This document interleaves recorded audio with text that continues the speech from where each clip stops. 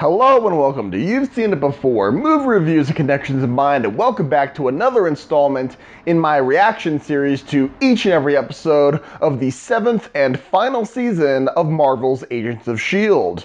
Now, if you've never seen any of my other reaction episodes up until this point, this is just my short form reaction series where I give my brief overview of the latest episode of Agents of S.H.I.E.L.D. as soon as it comes out, give a brief synopsis of the episode and what I thought worked, what I thought didn't work, as well as some analysis as to certain plot developments and character arcs that may seem familiar to you and where you may have seen them before. Now let's just get this out of the way. This will be a full spoiler review going from this point forward. So if you have not seen the latest episode of Marvel's Agents of S.H.I.E.L.D. yet, I highly recommend stopping the video at this point and coming back later because this will be full-on spoilers from here on out. So without further ado, let's get into Agents of S.H.I.E.L.D. Season 7, Episode 6, entitled Adapt or Die. This episode picks up right where we left off in the previous episode with the premature Project Insight satellite being destroyed in 1976 by Zephyr 1. May and Coulson are captured in the Lighthouse by Agent Stoner, played by Patrick Warburton, and Daisy and Sousa are captured by Nathaniel Malick, and who wants to extract Daisy's inhuman powers and inject them into himself through surgical means. And the Zephyr, having exposed its position in order to destroy the Insight satellite, has been fired upon by the Lighthouse air defense system and has been heavily damaged by the S.H.I.E.L.D. missile and is now in danger of jumping at any moment into the next time period where without intact S.H.I.E.L.D. coverage of the ship, it risks tearing the entire ship apart the next time it jumps. So there's that time crunch associated with that. All while Mack and Yo-Yo are infiltrating the Lighthouse in order to save Mack's parents, who have been captured by the Chronicoms and being held as leverage by them, so to make Mack comply with their demands, but Mack and Yo-Yo are attempting to save them. All this is going on at the same time, and we have of course, some revelations.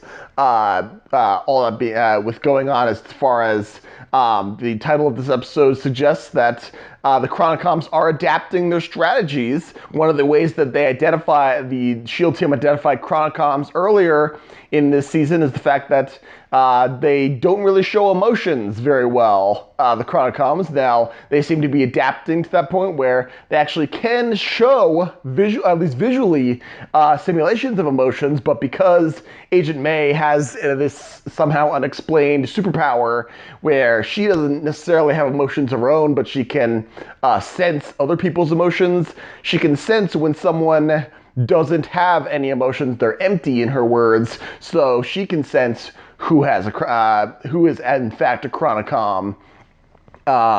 We also see the fact that the reason that the S.H.I.E.L.D. team has been having difficulties locating the Chronicom ship as it jumps through these timelines, the fact that it jumps underground, which is an interesting development, and that there are many, many hunters in stasis here, and Coulson reveals that his superpower is dying, in his words. So even though we see his new Chronicom body get blown up in this episode, the preview for next week's episode seems to show that his new consciousness, as has been endowed in the Chronicom body, is going to be back in one form or another. It looks like in the preview for next week's episode, looks like they're going to be in 1982, and Coulson's basically just going to be a face on a TV for most of it, kind of like how Arnim Zola was portrayed in Captain America: The Winter Soldier as just a face on a computer screen. So we know the technology is around, and in fact, the timeline syncs up fairly. I think that was 1987 or thereabouts in Winter Soldier that Zola was dying and put his consciousness in the computer. But so it's about that same time. There's a nice little connection there. And the biggest revelation with this is of many is that two big revelations. One, the fact that Simmons has an implant in her head that suppresses her memory of where Fitz is, and she can't afford to let that implant malfunction and those memories to resurface, or else Fitz will be in danger and everyone else will be in danger, and the Chronocoms will come and find them. So there's that whole thing going on, which was interesting development. But of course, the big thing happens at the very end of this episode, and because Mack is depressed by the fact that it looks like the Chronocoms have in fact killed his parents and replaced them with hunters. And they, after defeating the hunters posing as Mack's parents, he is understandably bummed about that, and he had to leave the Zephyr to think it off, and then Deke has to find him, and the Zephyr jumps unexpectedly, stranding Deke and Mack in 1982, which will be an interesting development, and it really makes this whole episode kind of a setup episode for the next time period that they're going to be in. And what I thought, which I don't necessarily mind, because I think what I think works about this episode is the fact that, like a whole bunch of other shows that have an ensemble cast or like a whole bunch of a team setting, it's interesting to see have a episode or two, or even a movie series, one movie in particular, where they break up the team into different pairings of characters that may not necessarily be paired off normally in the series and before, and we get to see how they play off each other. Some are more familiar, some aren't, and it's interesting to see these dynamics. I think they work really well in this episode in particular, particularly the different dynamic between Simmons, Deke, and Enoch. That's interesting relationship going forward, how the trust dynamic works between them. The interesting bonding, the real standout interesting bonding between Daisy and Sousa, that'll be an interesting dynamic moving forward. How that's going to play out, I'm really curious to see how they develop that in the episodes that they have left. And of course, May and Coulson, they work off so well together, even though they got their own quirks going on there. It's a familiar pairing in this show, but it's always interesting to see the different facets that they bring to this.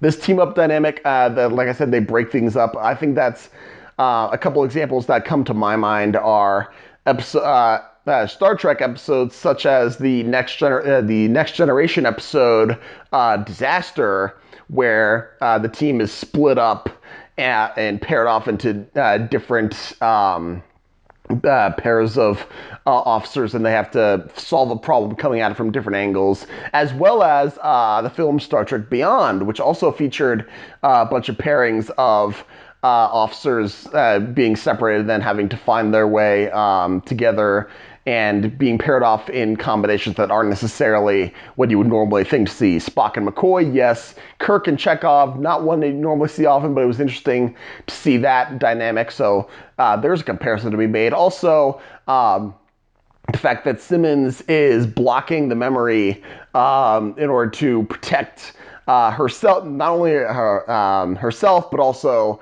the everyone else on the crew and the Zephyr. That reminded me of an episode of Star Trek Voyager entitled Latent Image, where the Doctor has some suppressed memories, which, if brought to the surface, will threaten his matrix.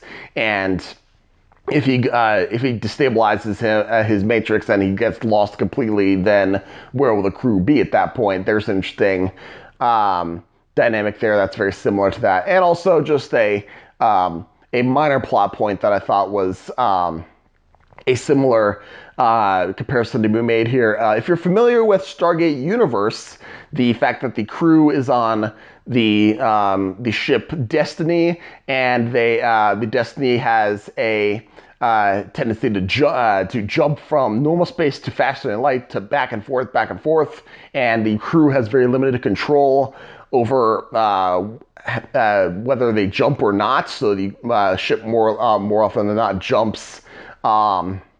Whether they want to or not. And in one episode near the end of the second season, where the Destiny shields are severely weakened to the point where if the shield strength drops below a certain level, then jumping at that point has the potential to tear the ship apart, very similar to the threat that the team on the Zephyr faced when if the Zephyr jumped in time again with incomplete coverage of the time energy or whatever that isn't distributed into throughout the rest of the ship, it has the potential to rip the ship apart in the next time it jumps. So just a minor similarity there, but that's just what I saw. But overall, I'd say I'm pleased with how this worked. It was more of a character-based episode, working on those inter-character dynamics. The next episode looks like it's going to be another fun exploration into a new time period, specifically the early 80s. I can't wait to see how that works. And obviously, we're still in the middle of a 80s nostalgia buzz, so I'm sure a lot of that will play into next week's episode. But I'm excited to see it. I was pleased with this week's episode, as I have been with all the other episodes this season so far. What did you think of this episode of Agents of S.H.I.E.L.D.? Did you like it? Did you not like it? What about my analysis? Do you agree? Do you disagree? Did I miss anything? I probably missed something. Let me know in the comments down below. Thank you so much for watching. I appreciate whatever audience I can get. And if you like any video on my channel, be it this video or any other video on my channel, please give me a like, share, and especially subscribe. I'd very much appreciate it. Again, thank you so much for watching. Be sure to tune in next week for my review of next week's episode of Agents of S.H.I.E.L.D., as well as, even though the dates keep shifting, I'm still crossing my fingers that this situation in the world will allow us to actually see Tenet in theaters this time. August 12th, I believe, is the new date. That'll be my first new movie release review in quite a while. So yeah, here's hoping we can actually see Tenet in theaters as a group. I'd love to be in the theaters, but I hope this. I hope the trend line goes down enough that allows it to happen. But until then, please wear a mask if you're unable to effectively socially distance. Please stay safe out there. Thank you guys so much for watching. You guys are the best. But just remember, there is nothing new under the sun. And yes, you have seen it before.